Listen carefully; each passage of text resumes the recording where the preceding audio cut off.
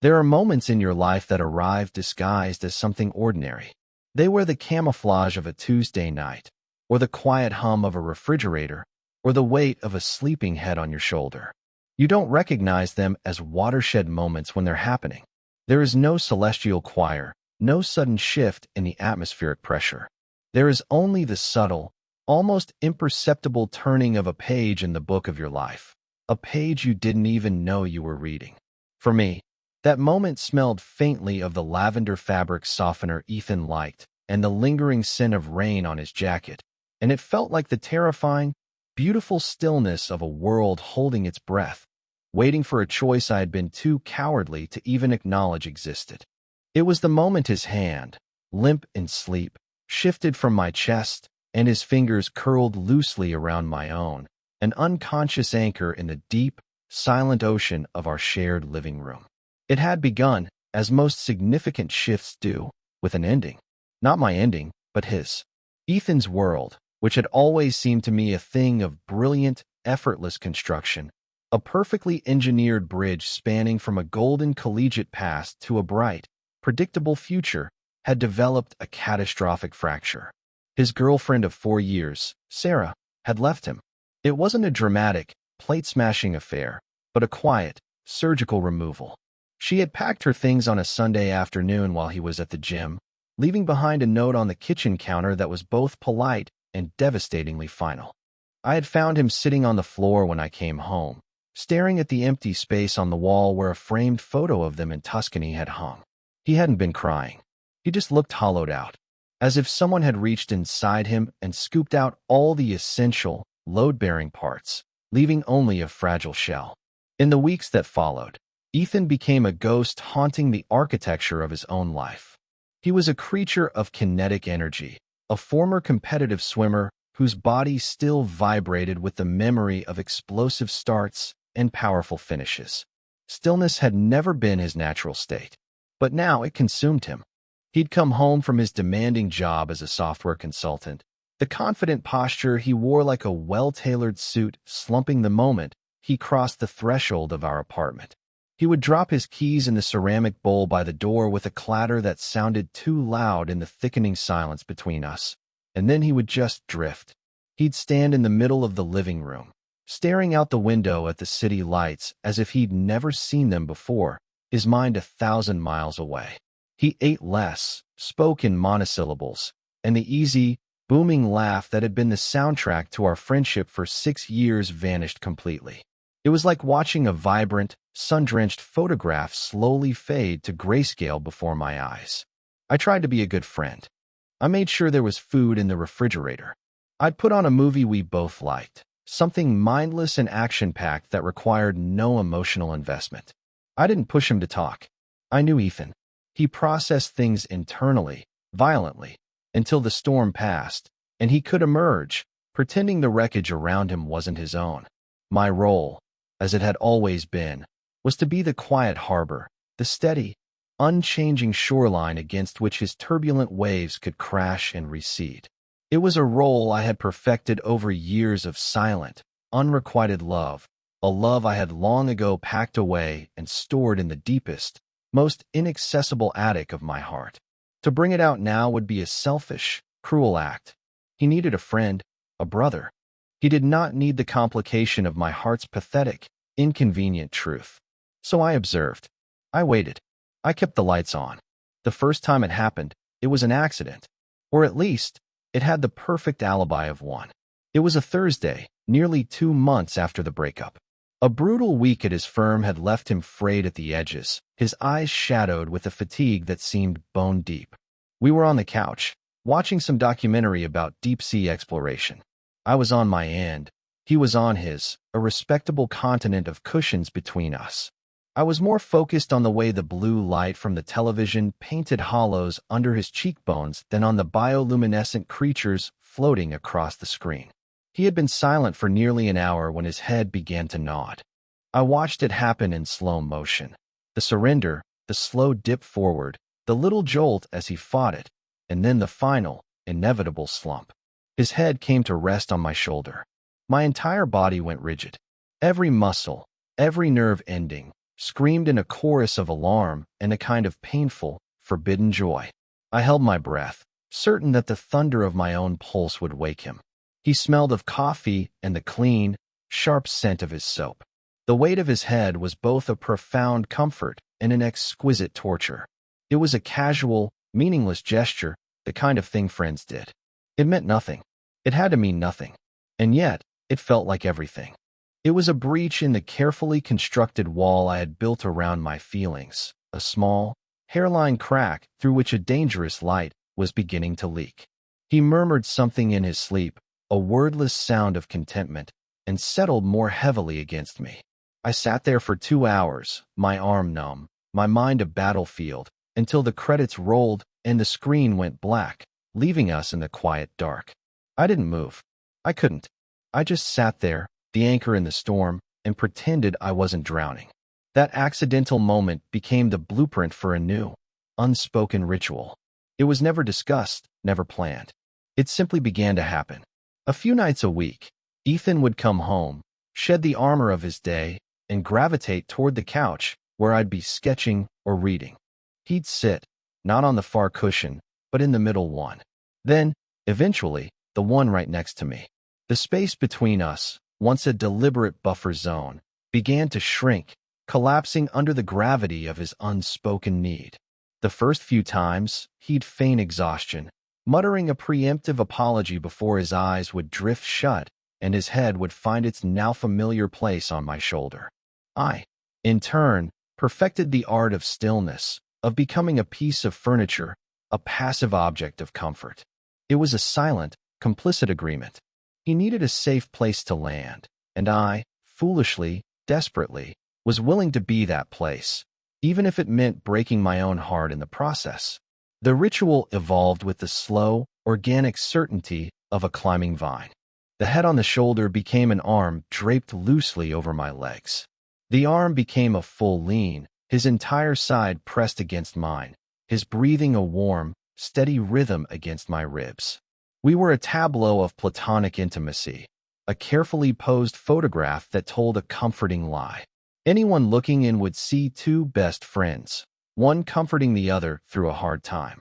They wouldn't see the roaring inferno of my inner world, the way I had to consciously regulate my own breathing to keep from trembling. They wouldn't know that I was memorizing the cartography of his sleeping form, the precise weight of him, the way a stray strand of his dark hair tickled my neck, the soft, vulnerable curve of his mouth. As a photographer, my life was about observing details, about capturing the minute, ephemeral truths that light reveals. And in those long, quiet evenings, Ethan became my secret, impossible subject. I was documenting the slow erosion of my own defenses. One night, a particularly cold one in late autumn that rattled the windows in their frames, he came home shivering. He looked smaller than I'd ever seen him, defeated by the weather and the world. He skipped dinner and went straight for the couch, pulling a thick woolen blanket over both of us as he settled in beside me. The shared space under the blanket was a new territory, a microclimate of warmth and shared breath that felt dangerously intimate. He was restless that night, shifting and turning in his sleep. At some point, in a movement born of deep, unconscious instinct, he rolled toward me, tucking his face into the crook of my neck and wrapping an arm around my waist, pulling me against his chest. His body was a furnace, and mine a block of ice. The shock of it was so profound, so absolute, that for a moment, I forgot how to breathe. This was no longer an accident. This was not a head on a shoulder. This was an embrace. A full-bodied, possessive, sleeping embrace. My mind, my ever-reliable analyst, scrambled for a rational explanation. He was cold. He was having a bad dream. It was a primal, instinctual search for warmth and safety. It was meaningless. But my body, that traitorous vessel of truth, responded with a language of its own. It relaxed into his hold, sinking into the heat of him as if it were coming home. My heart, which had been hammering against my ribs like a trapped bird, slowed to match the steady, deep rhythm of his. For the first time in months, the frantic noise in my head went quiet. There was only the sound of his breathing in my ear, the solid weight of his arm around me, and the overwhelming, terrifying feeling of being exactly where I was supposed to be. I lay there, awake in the dark for hours, a willing captive, praying for a morning that would never come. The next morning, as always, the spell was broken. He would wake up, disentangle himself with a groggy, apologetic murmur, and retreat behind the veil of normalcy. He'd make coffee, talk about work, discuss the weather. He never, ever mentioned what had happened the night before. He never acknowledged the fact that he had spent 6 hours holding me as if I were a lifeline. This denial was the most confusing part of the entire ritual. It created a strange duality in our existence. There was the day Ethan, my cheerful, platonic, straight best friend. And there was the night Ethan, a man who sought my touch with a desperate, unspoken urgency. I lived in the strange, liminal space between the two, constantly analyzing the silence, searching for clues, for permission, for any sign that I wasn't just imagining the whole thing. The ambiguity was a slow poison. It fed a sliver of hope that was becoming more and more painful to sustain. The couch, once a neutral piece of furniture, had become a sacred, charged space. But soon, even its boundaries were not enough. The ritual escalated one Friday night. He had gone out with some colleagues from work, a rare attempt at re-engaging with his social life. I had expected him to come home late, or perhaps not at all. But around 2 in the morning, I was woken by a soft sound from the hallway. My bedroom door, which I always left slightly ajar out of a habit I couldn't explain, creaked open. In the dim light filtering in from the street, I saw his silhouette. He was just standing there, a shadow in the doorway, watching me. My heart leaped into my throat. "Ethan," I whispered, my voice thick with sleep. He didn't answer for a long moment. He just stood there, swaying slightly. He wasn't drunk, not in a sloppy way, but he was clearly not entirely sober either. There was a vulnerability to his posture that I had never seen before. "Had a nightmare," he mumbled, the words slurring just enough to be noticeable. It was a flimsy excuse. We both knew it. But it was the excuse that was offered, the plausible deniability that this entire charade was built upon. I didn't know what to say. The space between us was electric with unspoken questions. I shifted over in my bed, a silent invitation I hadn't consciously decided to extend. It was an instinct, the same instinct that kept me still on the couch, the same instinct that made me a harbor. He took it. He crossed the room without another word, lifted the edge of my duvet, and slid into the bed beside me. He didn't touch me, not at first. He just lay on his back, staring at the ceiling, his body a rigid line of tension a few inches from my own. The silence in the room was immense, a living thing. I could hear the frantic beating of my own heart, a drumbeat in the vast emptiness. After what felt like an eternity, he let out a long, shuddering breath and turned onto his side, facing me.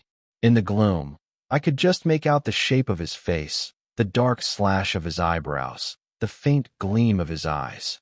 He reached out, his hand hesitating for a moment in the air between us before it came to rest on my chest, right over my heart. His fingers were cold. He closed his eyes, and his breathing began to deepen, but he wasn't asleep. I knew he wasn't. This was different. This was a conscious, deliberate act of seeking comfort, of connection.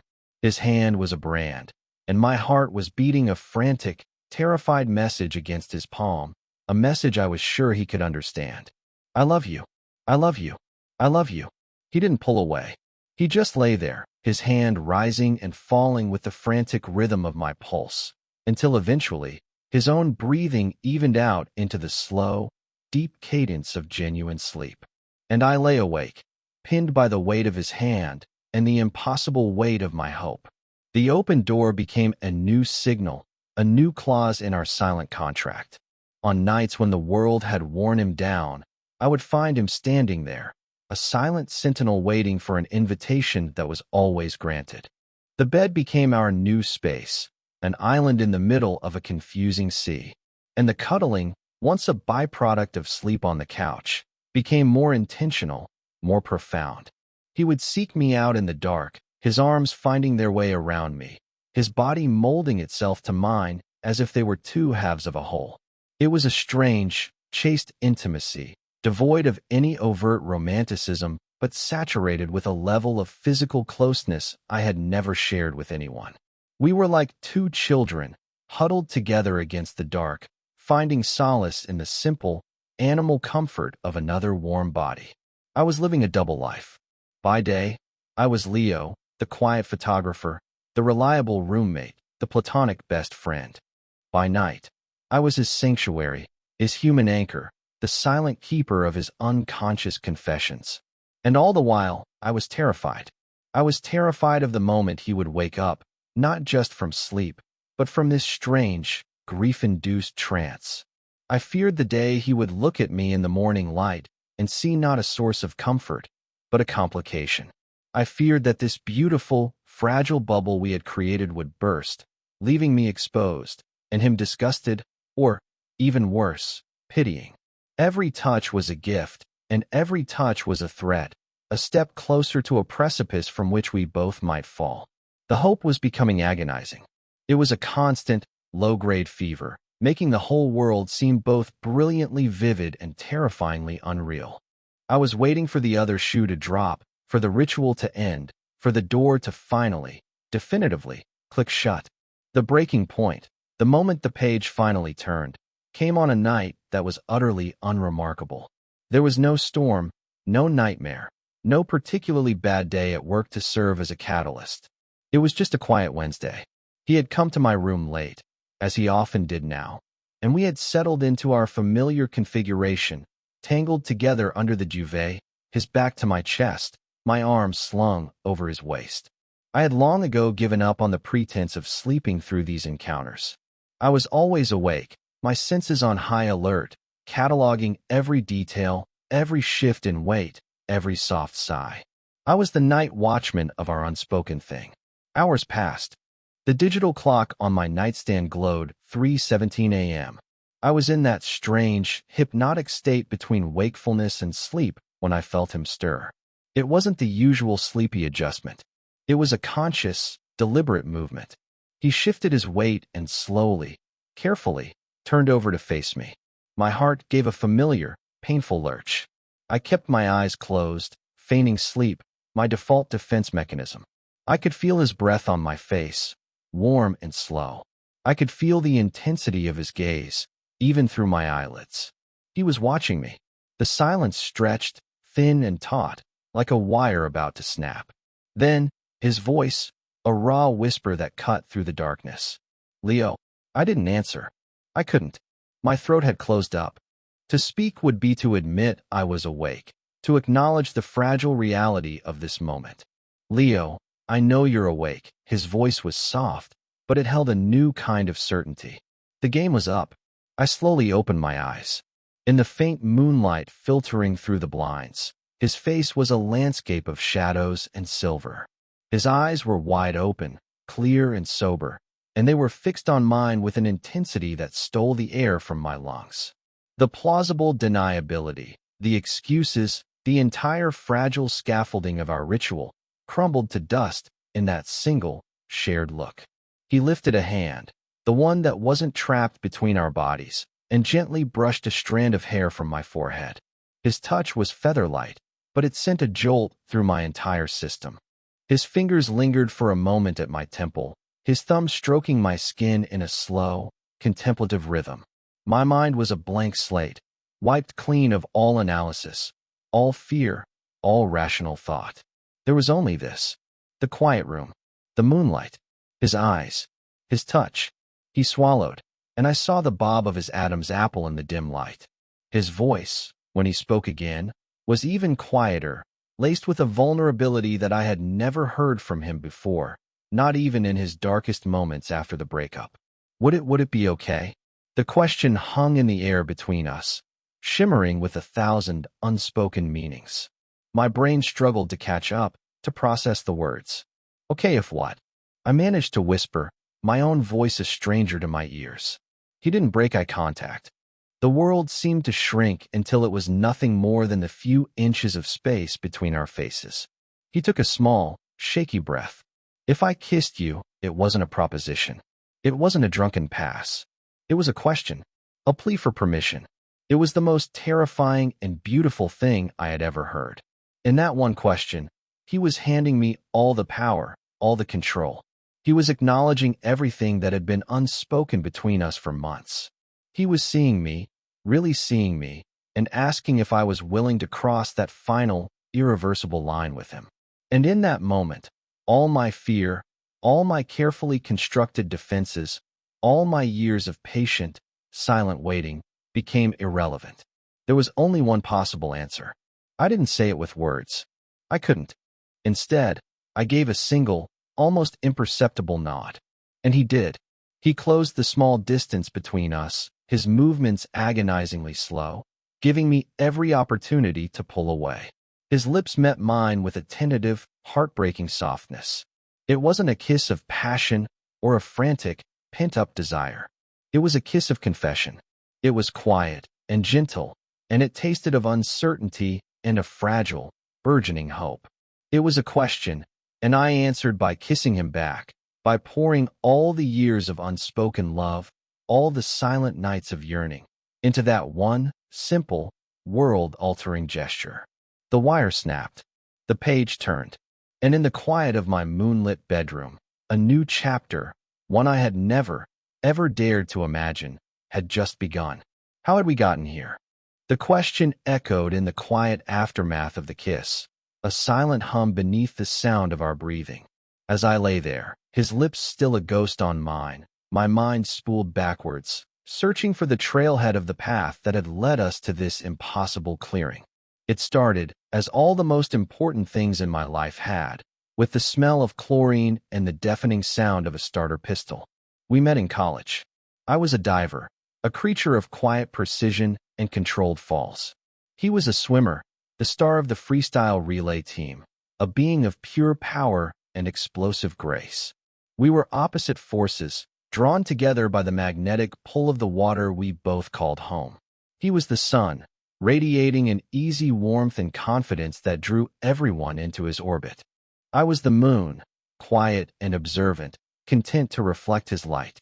I fell in love with him almost immediately, in the way a 17-year-old falls in love, completely, silently, and with the tragic certainty that it would never be returned. It wasn't just his looks, though he was undeniably beautiful, like something carved from sun-warmed marble. It was his kindness.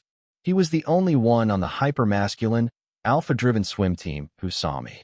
He saw past the quiet, awkward freshman and took the time to talk to me about something other than practice times. He'd ask about the book I was reading or the photographs I was taking for the student paper.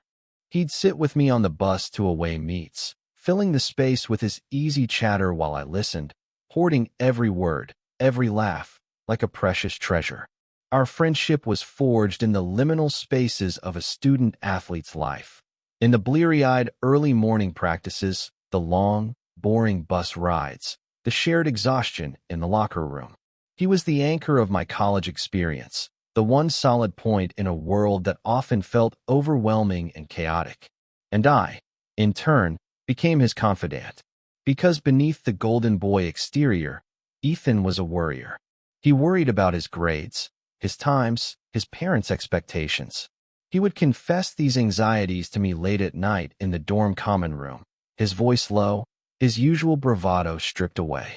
I became the keeper of his vulnerabilities, a role I cherished because it was the closest I could get to being the keeper of his heart. I watched him fall in love several times. Each new girlfriend was a fresh, sharp pain, a reminder of the unbridgeable chasm between us. I learned to be the perfect, supportive friend. I listened to him talk about them for hours. I offered advice. I smiled and said all the right things, all while a part of me was quietly breaking. Sarah was the most serious.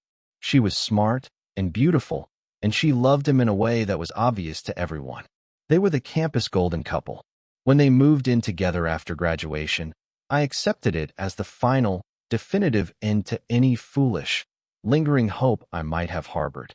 I packed my feelings away for good, determined to preserve the one thing I couldn't bear to lose, our friendship. When they invited me to be their roommate in a 3-bedroom apartment downtown, I said yes without hesitation. It was a form of self-flagellation, perhaps, but I couldn't imagine my life without his daily presence. Living with them was a masterclass in compartmentalization. I learned to ignore the closed door of their bedroom, the casual intimacy of their shared lives. I focused on my photography, building a career out of observing the world from a safe distance. I was the quiet, constant presence in their home, the reliable, easygoing roommate. Leo. Good old Leo. And for a while, it was enough. It had to be. To want more was to risk everything. So I stayed in my lane, in my room, behind my camera, and I loved him silently, from a distance I had meticulously calibrated for my own survival. The breakup with Sarah had shattered that calibration.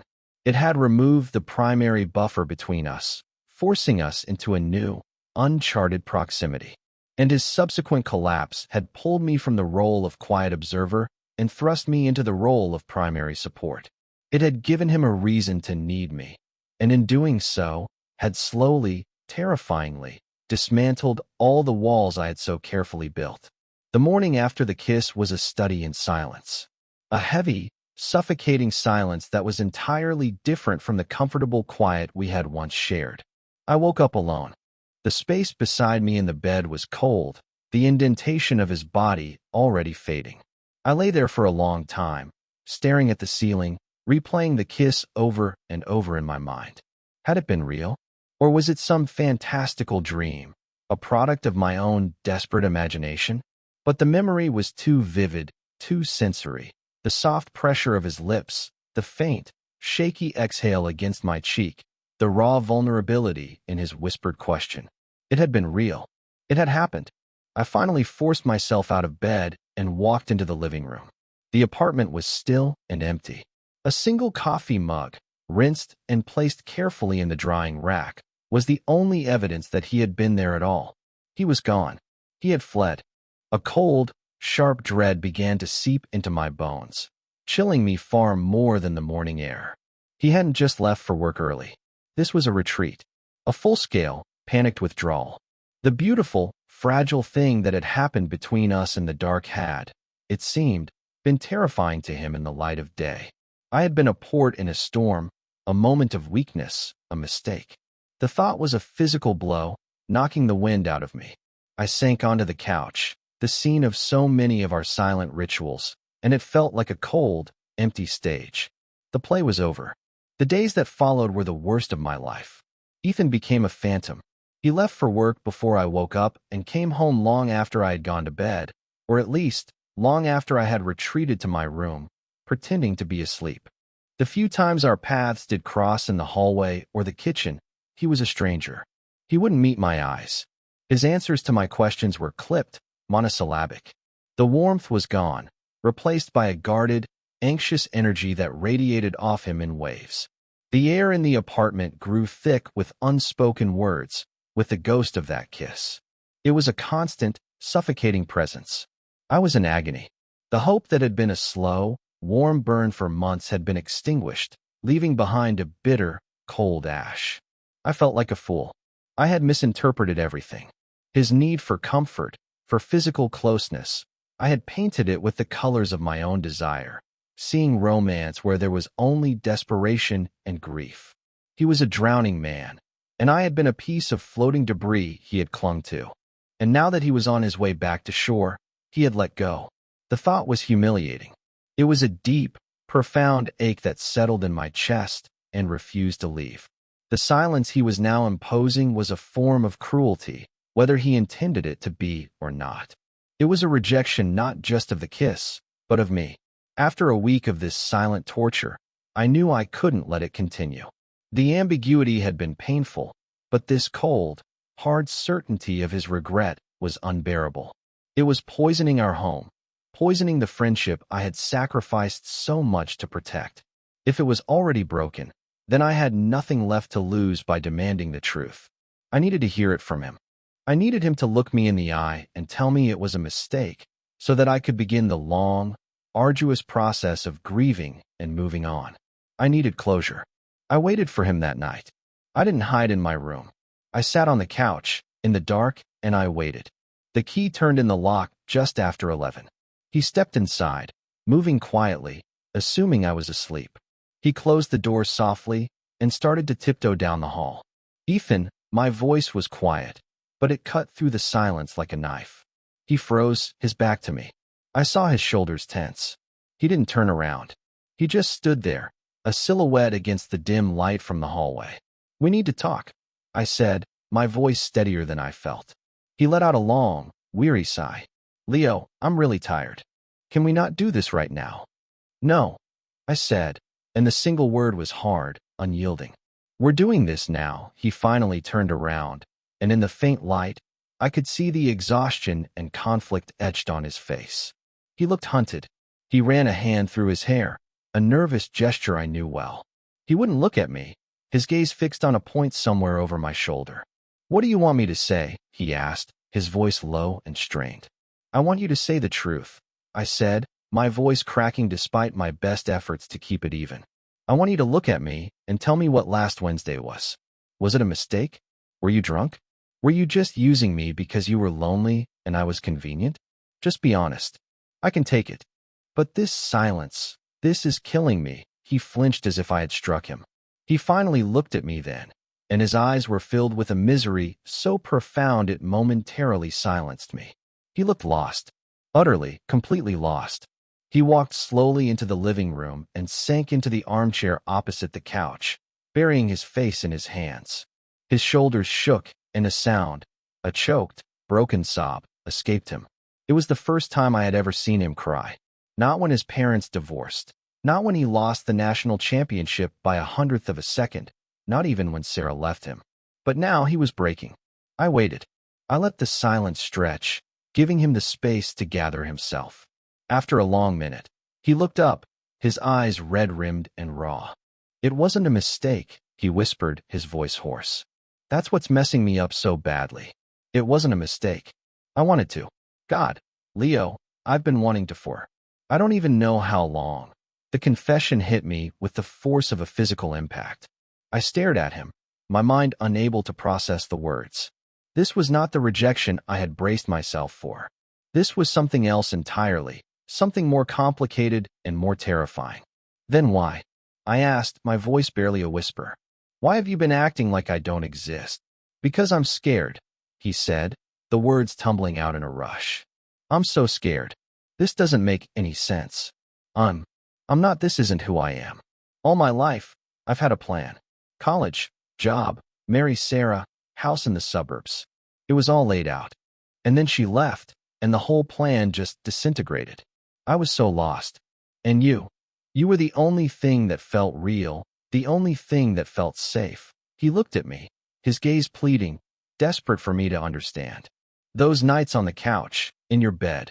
I wasn't pretending to be asleep, not most of the time. I needed to be near you.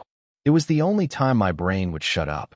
The only time I didn't feel like I was completely alone.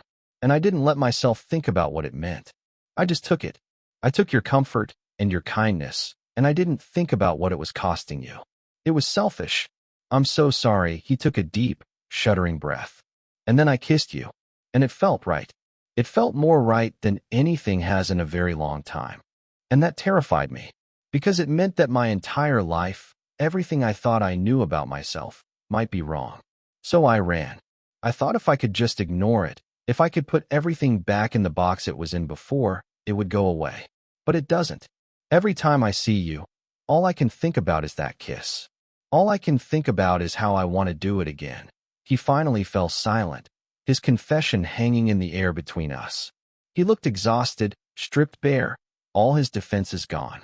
He had laid his confused, terrified heart at my feet. The anger and hurt I had been nursing for a week dissolved, replaced by a wave of overwhelming empathy. He wasn't rejecting me. He was wrestling with himself. He wasn't a monster. He was just a man whose map had suddenly gone blank, who found himself in a country he didn't know how to navigate. I got up from the couch and crossed the space between us. I knelt on the floor in front of his chair, so we were at eye level. I reached out and took his hands in mine. They were trembling. "You don't have to have it all figured out right now," I said softly. "You don't have to label it. You don't have to be anything. We don't have to be anything. We can just be this. We can just be us." He looked at me, a flicker of hope in his tired eyes. But what is us? I don't know, I admitted, and it was the most honest thing I had ever said. But maybe we can figure it out. Together. If you want to, a single tear traced a path through the stubble on his cheek. He squeezed my hands, a silent, desperate pressure. I want to, he whispered. I really want to. That conversation was the foundation for our new world. It didn't magically solve everything. The fear and confusion didn't vanish overnight. But the honesty had cleared the poisoned air between us. The silence was no longer a weapon, but a space for quiet contemplation. We began to talk. Really talk. Not just about work or the weather, but about his fears, my feelings, the strange, unnamed thing that was growing between us. It was slow, and sometimes awkward, but it was real. We were building a new kind of language, one that didn't rely on unspoken rituals and plausible deniability. The physical intimacy returned, but it was different now. It was intentional. The first time he came to my room after our talk, he didn't just appear in the open doorway. He knocked. A soft, hesitant knock. I opened the door, and he was standing there, looking nervous but resolute. "Can I stay?" he asked, the words a clear, direct request, not a mumbled excuse. "Yes," I said, and stepped aside to let him in. That night, when we lay in bed, the kiss was not a tentative, exploratory question. It was a statement. It was a confirmation. It was a promise to try. The fear was still there, a faint tremor beneath the surface, but it was overshadowed by a profound sense of relief. The feeling of coming home. We were no longer two separate bodies seeking unconscious comfort, but two people consciously choosing to hold each other through the uncertainty. Our apartment began to feel like a home again, not a battleground of unspoken tensions. The small domestic rituals of our life together took on a new significance. Making coffee in the morning became a quiet dance in the kitchen, our bodies brushing past each other with a new, comfortable awareness. Watching a movie on the couch was no longer a prelude to a confusing ritual, but an excuse for his hand to find mine, his fingers lacing through my own with a simple, declarative possessiveness that made my heart ache with a quiet, steady joy. He started to smile again, the real, full-throated laugh slowly returning, and it was the most beautiful sound in the world. I learned to see the world through his new eyes. I saw his struggle to reconcile the man he was with the man he thought he was supposed to be. I watched him navigate the choppy waters of his own identity with a courage I had never witnessed in him before. He never put a label on it, not for a long time. He didn't need to. The labels didn't matter. What mattered was the way he looked at me when he thought I wasn't watching, a look of such unguarded tenderness it still took my breath away. What mattered was the way he would reach for me in the middle of the night, not out of a nightmare, but out of a simple, profound need to be connected. One Saturday morning, months later, I woke up to the smell of bacon and coffee. I walked into the kitchen to find him at the stove, humming along to some indie rock station, bathed in the warm morning light. He turned when he heard me, and a slow, easy smile spread across his face. It was a smile of pure, unadulterated contentment. He looked at me, and in that simple, domestic moment, I saw our future. It wasn't the grand, dramatic future he had once planned with Sarah. It was something quieter, more intimate, and infinitely more real. He gestured with his spatula towards the coffee pot. "Morning," he said, his voice warm and familiar. "I saved you some." I walked over to him, and instead of getting a mug, I wrapped my arms around his waist from behind, resting my cheek against his strong, warm back. He leaned into the embrace, his body relaxing into mine as if it were the most natural thing in the world. He reached back and covered my hands with his own. We stood there for a long moment, in a comfortable, shared silence, listening to the sizzle of the bacon and the soft music from the radio. There are moments in your life that arrive disguised as something ordinary. A quiet morning in a sun-drenched kitchen, the comfortable weight of a hand on yours, the steady rhythm of a shared breath. These are the moments that build a life, the small, sturdy bricks that create a foundation. The storms may come, the world may shift, but these quiet truths remain. We had navigated the darkness, the confusion, the terrifying silence. We had found our way through the wreckage of what we thought our lives were supposed to be and had begun to build something new, something honest. We began to heal in the beautiful, honest silence we had finally learned to create together. And it was more than enough. It was everything.